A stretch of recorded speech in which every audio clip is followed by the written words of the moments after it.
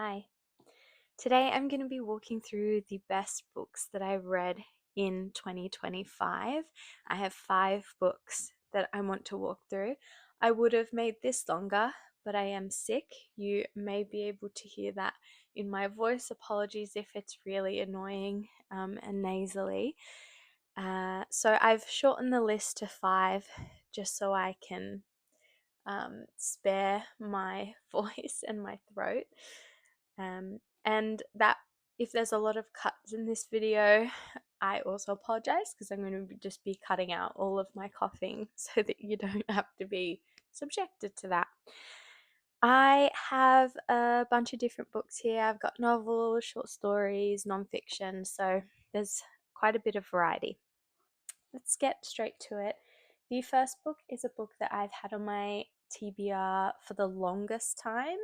I've had this book sitting on my shelf collecting dust for probably 10 years, which is embarrassing. But it's Paradise Lost by John Milton, and I'm so happy that I've finally gotten to this. No surprise to me, it's become an all-time favorite and a book that I know I am going to keep returning to again and again and again. Uh, what an incredible epic poem, so rich in interpretation and subtext that I know I'm just going to find something new every single time that I read it again. What was interesting for me and what made me appreciate this book more was reading into John Milton himself and his life and who he was when he was writing this book. John Milton was a very devout Christian. He was also a supporter of the English Commonwealth, and he defended the execution of King Charles I, and he genuinely believed that England was moving towards a just and more godly republic. And then it failed. The monarchy was restored. Milton's allies were imprisoned, executed, or forced into exile. Milton himself went blind, and he lost his public role, and he lived in political suspicion. But he survived, and this book was written from within that disillusionment that he was experiencing. Paradise Lost, the book itself, takes place during the fall of man. So, in the first book of Genesis, there's only a few verses really that are dedicated to the fall of man, when Adam and Eve are deceived by Satan in the form of a serpent and then are cast out of the Garden of Eden. So, the book starts with Satan himself falling and then the fall of man. So, what is only a few verses in the book of Genesis, Milton essentially takes that and writes an entire epic poem, focusing so much more on these characters and this story and really fleshing them out and offering us different interpretations and perspectives of each of the characters. And when I understood Milton's context of this failed revolution, I began to also read the character of Satan's language as a failed revolutionary. He speaks like someone who believes that he was right and cannot accept that, the times are moving on without him. And he frames his defeat as an injustice. He frames the loss of his power as proof of his moral superiority. And he turns this grievance into his identity and his motivation. And when you read the book, the character of Satan feels or looks heroic because he speaks beautifully in this stunning language. But his tragedy is that he cannot be obedient, and he cannot imagine himself obedient without humiliation. And so when you read it through this lens of a failed revolution or of political grief, the epic poem feels like it's written by someone grieving the failure of his ideals and trying to understand how good intentions fracture. Because ultimately, Paradise Lost was written by a man who had watched his political ideals and spiritual ideals collapse. And also, what I found so interesting in this book is that Satan doesn't so much defy God as much as he reframes God. And that's what makes him so terrifyingly persuasive. And it's more akin to real world evil where things aren't outright lies or things aren't outright defiance. They're reframing the truth in a way that suits their perspective and their agenda. And when it comes to Milton's version of God here is very, very distant. And I think a lot of readers and myself, I struggled with Milton's God. And I think that distance and that discomfort that we feel reading it is very intentional. God speaks in these absolutes and these decrees, while Satan and the humans speak in emotion and story and desire. And so Milton doesn't make God emotionally accessible. He makes obedience conceptually very clear, but emotionally difficult. And this tension puts the reader in the same position as Adam and Eve, where they're confronted with what they know is logically correct, which is the obedience to God, versus their longing and their desire driven by their emotion. And in this way, I've appreciated it because Milton doesn't soften God for the reader, he tests the reader with God in the same way that Adam and Eve themselves are tested. Another theme that I really found interesting was this idea of free will as a burden as opposed to a gift. Free will isn't really presented here as empowering, it's presented as very destabilizing. No one is tricked into falling. The angels and the humans fall because they're free enough to choose, quote unquote, wrongly. And the tragedy that comes with free will is it carries the consequences that can't be undone. And I feel like Milton treats free will or treats freedom as a weight as opposed to how we often see it treated, which is a liberation. The last thing I'll say about this, I feel like I can the last thing I'll say about this, because I feel like I can talk about this book for a very, very long time, is that the Son, aka Jesus, in this book, is the quiet heart of the poem. The poem is really obsessed with ambition and speech and rhetoric, but the Son is very strangely restrained. He's very quiet. He doesn't argue, he doesn't pontificate, he doesn't try to persuade. He quietly volunteers. And the salvation happens without a big spectacle, without grand language. And it kind of happens off stage. And it is this radical contrast to Satan, who is all performance but no surrender. And the book doesn't really end with answers. There's no cosmic restoration. The book ends in exile, with Adam and Eve leaving Eden hand in hand. They're still moving forward. I loved this. Again, I feel like I'll have a million and one interpretations of this as I continue to read it. Next is a writer I love so much, Italo Calvino. This is his book, The Complete Cosmicomics. I think this is my fourth or fifth book of his that I've read, and this is a collection of short stories that are so beautiful and whimsical and joyful. It's the sort of book that just makes me feel happy to exist and that I get to experience existence. This idea that we all have such a tiny fraction of a chance of being born and of being able to experience existence. And this book is just such a celebration of being alive, or at least that's how I felt while reading it, and it made me feel while reading it. This collection of stories is essentially a history of the universe, with our narrator having this chameleon like form where he takes different shapes and moves through time. Our narrator is immortal, he is fluid, he's sometimes human, he's sometimes not.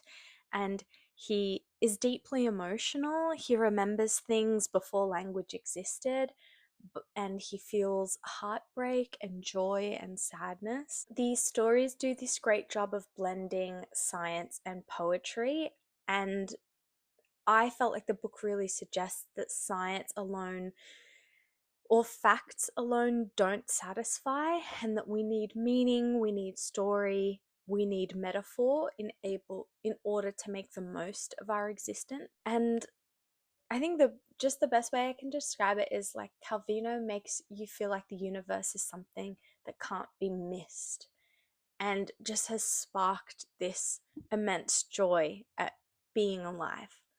Please read this. It's good. I do think that I've seen some criticism of the book that says that the stories keeps you at arm's length, that some of the stories are perhaps quite abstract, which I definitely agree. The stories are quite abstract, but I think that there is a lot to glean from them still, even though they're not, even though they don't pull you close. I still think that they're very moving and that they serve their purpose just in a different sort of way.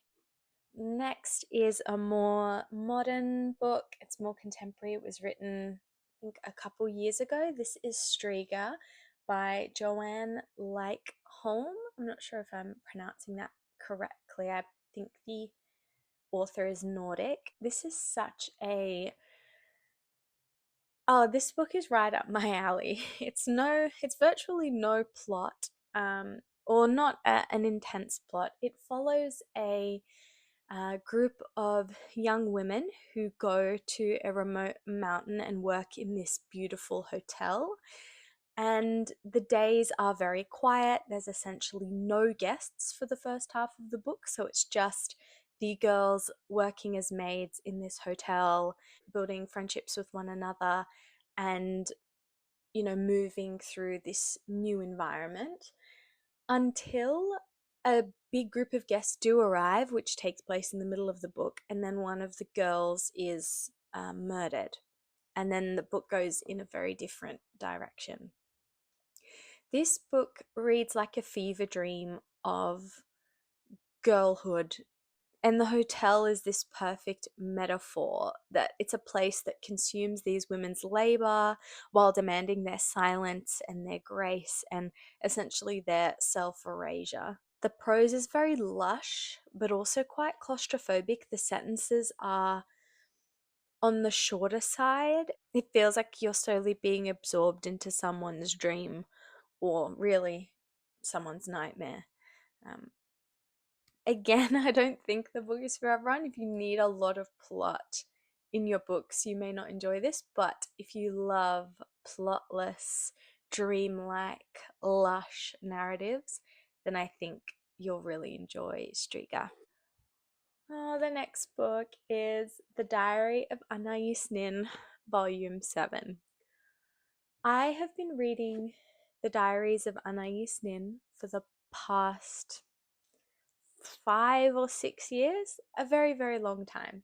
I've slowly been making my way through them, and volume 7 is the final volume, which is so devastating to me because it means that I'll never read one of these books, any of Anais Nin's diaries, for the first time ever again, which is just so sad.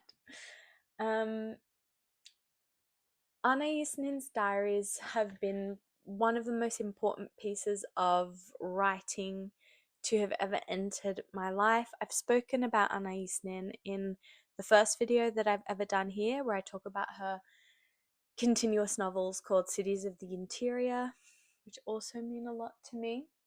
Oh, it's right here. And now I've finished her diaries as well.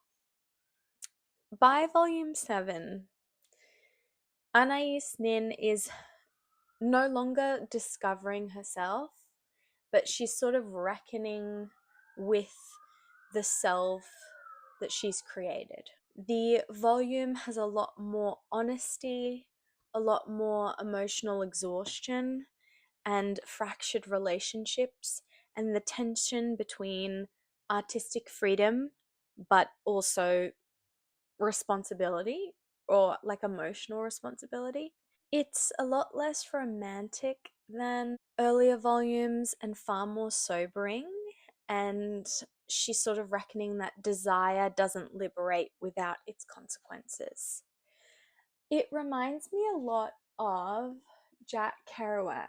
When Kerouac wrote On the Road, it was about a man living sort of his hedonistic youth and full of exuberance and search for meaning and for experience.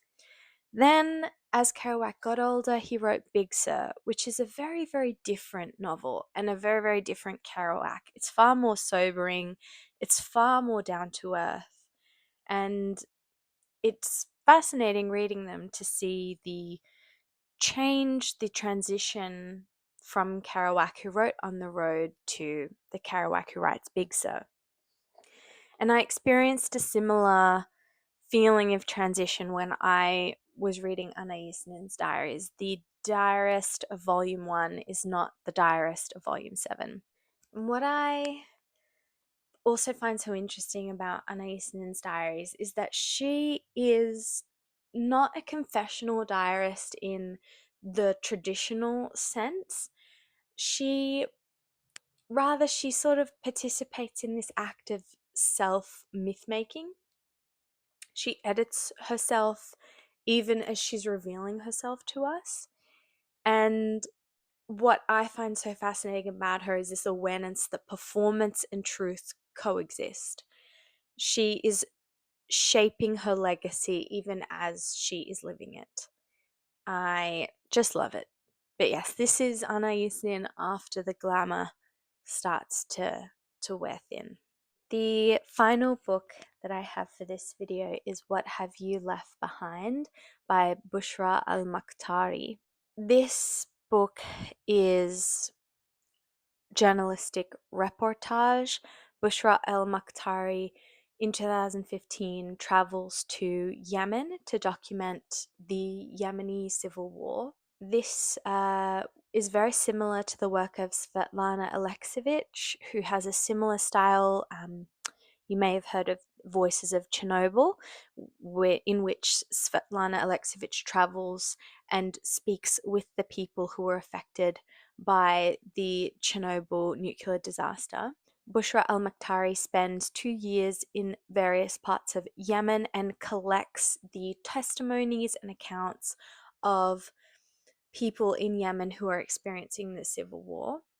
There are over 400 accounts and testimonies in this book, and the book is so difficult to read. It's full of such grief, and what I love is that, in so many conflicts, all we hear is statistics. Like, for example, I think when Bushra al-Maqtari was writing this book, 350,000 people had died in the Yemeni civil war. But here I think she's allowing human story and voice to replace statistics. And while I do think statistics are important in war, it can be so dehumanizing, and we just start to forget the people, the human beings that are being affected by these conflicts. And what I find interesting about this book is so many times in the creation of narrative about conflict and war, we, who gets to speak, who is silenced, which perspectives are we seeing or being offered. And what is so great about this is al-Maqtari speaks to everybody and offers a very holistic perspective of the conflict. It's an excellent, excellent read, and would recommend it to everyone. I think Yemeni civil war is not really something that got a lot of attention, especially where I live, which is Australia in the West. I feel like this wasn't really something that people was on the radar or people were speaking about. But I appreciate writers and journalists like this who capture, chronicle, and share these experiences. It is a difficult read, though. I read this very slowly throughout the year, because it can be quite can be quite overwhelming. That's all. That's the end. Thank you so much for sticking around if you've made it to the end.